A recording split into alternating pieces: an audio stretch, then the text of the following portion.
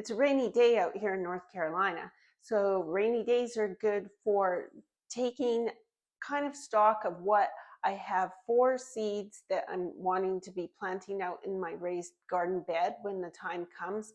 And also I wanted to talk to you a little bit about seed storage, because that's an important factor, because storing your seeds is important.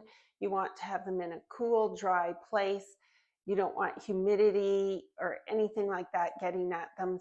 You spend a lot of money on seeds, and you don't want them to get wet. You don't want to leave them in a humid environment and have this package get soaked, because as soon as they get wet, they could initially sprout or germinate. I always store mine. I bought this a few years ago. This is just a metal seed storing case, and it's all sectioned off with different compartments, so you're supposed to kind of keep it organized, but mine's not very organized, is it? But I really like this because I always know where it is, and it looks pretty, and they are stored in a dry spot.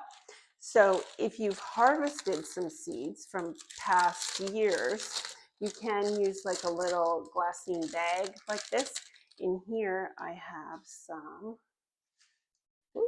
zinnia seeds that kind of need to be cleaned, but that is also a good way to store them. And always write on the package. Even sometimes I will just put them in a little envelope, and I always write the name of the flower, usually is what it is, the color that it gives me, and the name. So that way I know for next year, hey, this is the flower. I want to put this by a complementary color. I want this on my own. I know what it is I'm planting. Sometimes too, you can also store your seeds in a amber colored jar like this. It seals, no moisture gets in there, and the sunlight doesn't get through it.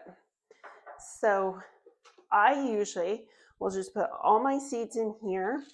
And then another tip that I have for you is, when you get a big package, or when you get a shipment with something, there's always silica gel in basically everything, right?